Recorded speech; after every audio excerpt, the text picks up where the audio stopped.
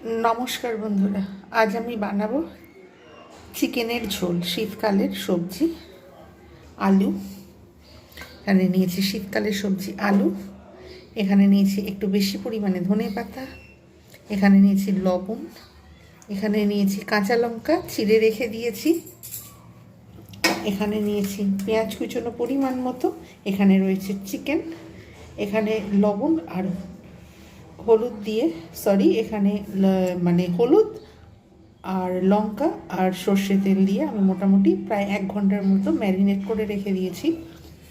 এখানে ফোড়নের জন্য ব্যবহার করব তেজপাতা, মেথি আর গোটা জিরে।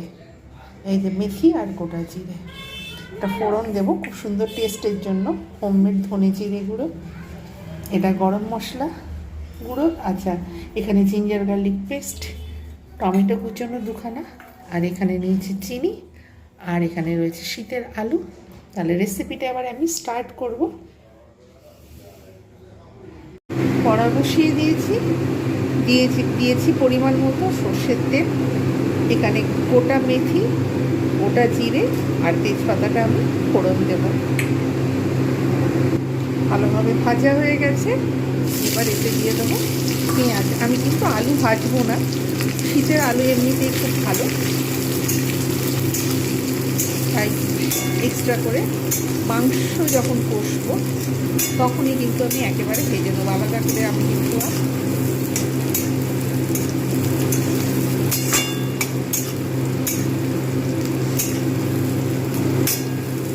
পেঁয়াজটাকে আমি লালচে করে ভেজে নেবো, অতিরিক্ত ভাজবো না।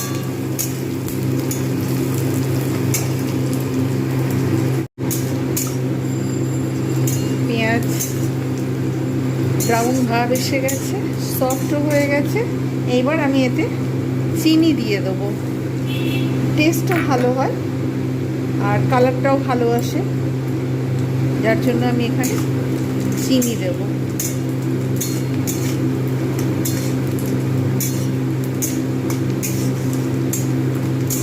পেঁয়াজটা ভালোভাবে ভেজে দিলে মাংসটা টেস্ট ভালো হয়, কাঁচাও এক ধরনের টেস্ট আসে, সেটাতেও ভালো আসে, তবে আজকের আমি ভেজে পেঁয়াজটা করছি ভালোভাবে।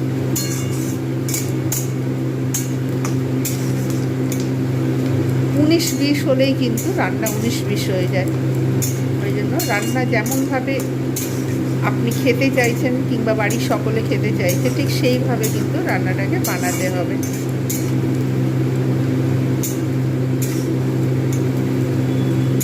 পেঁয়াজটা খুব ভালোভাবে ভেজে নিয়েছি, এইবার আমি এর মধ্যে দিয়ে দেবো চিকেনটা, ম্যারিনেট করে রাখা চিকেন।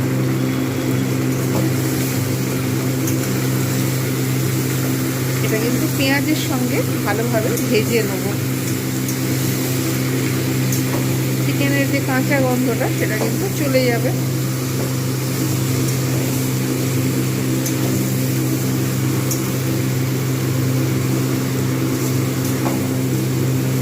ঢাকনা দিয়ে ভালোভাবে ভেজে নেব।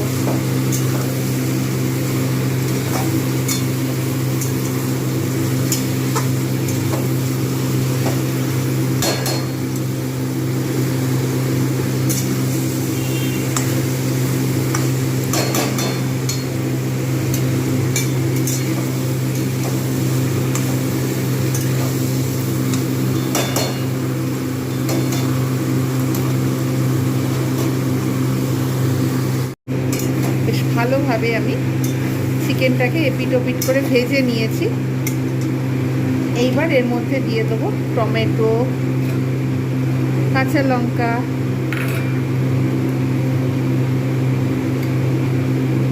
অল্প একটু ধনে পাতা গার্নিশিংয়ের জন্য রেখে বাকি ধনে পাতাটা আমি এর মধ্যে দিয়ে দেবো।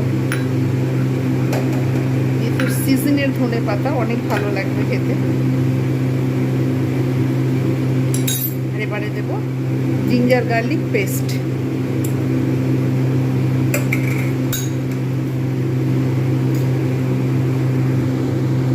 মানে জিঞ্জার গার্লিকের যে জলটা আমি এটা দিয়ে দেবো। এবার আমি এগুলো সব একসঙ্গে খুব ভালোভাবে কষবো, ঢাকনা দিয়ে দিয়ে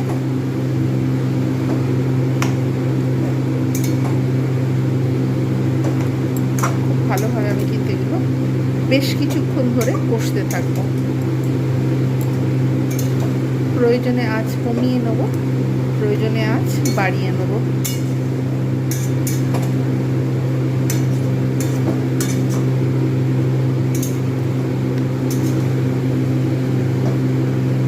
এগুলো কিন্তু অটোমেটিক্যালি এর মধ্যে যে মশলাগুলো রয়েছে অটোমেটিক্যালি কিন্তু এগুলো কষাও হবে, সিদ্ধও হবে, সাথে সাথে চিকেনটাও হবে।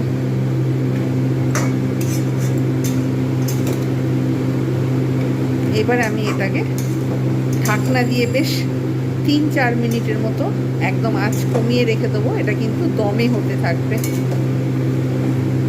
একটু বাদে আমি এতে আলুও দেব। বেশি আগে আলু দিলে আলু গলে যাবে, যার জন্য আমি আলুটা এখন দেব না।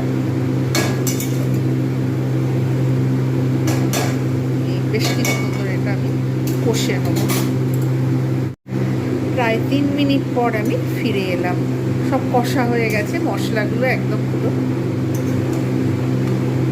চিকেনও খুব ভালোভাবে কষা হয়েছে সব কিছু।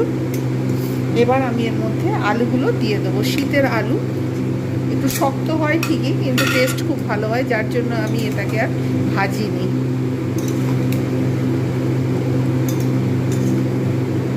বেশ কিছুক্ষণ ধরে কষে নেবো এটাকে। এটা হোমমেড রোস্টেড ধনে জিরে গুঁড়ো।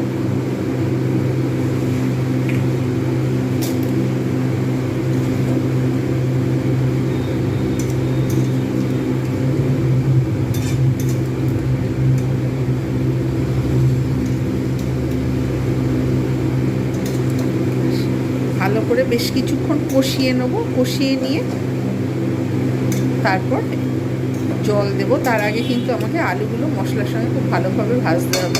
2-3 মিনিট আমি কিন্তু এটাকে ঢাকনা দিয়ে আমি এখন ভালো করে কষাবো। আলুর সঙ্গে মাংসগুলো অটোমেটিক্যালি সিদ্ধও হবে, সাথে সাথে কষাও হবে।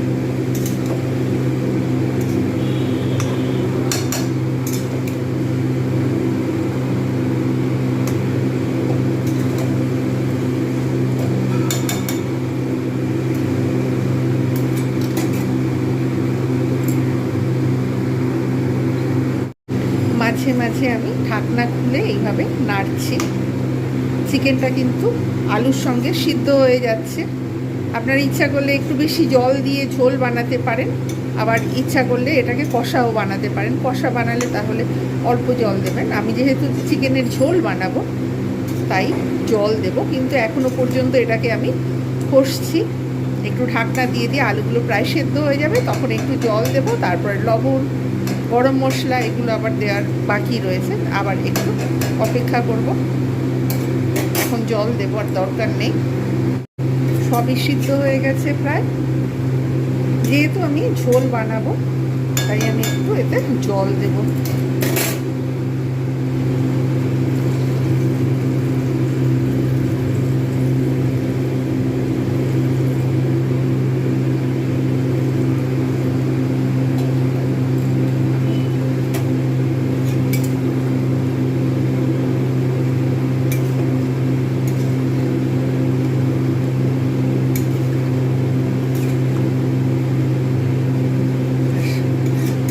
তিন মিনিট বাদেই আমি এটাকে নামিয়ে নেব। তারপর সার্ভ করে দেখাবো কীরকম হয়েছে চিকেনের ঝোল।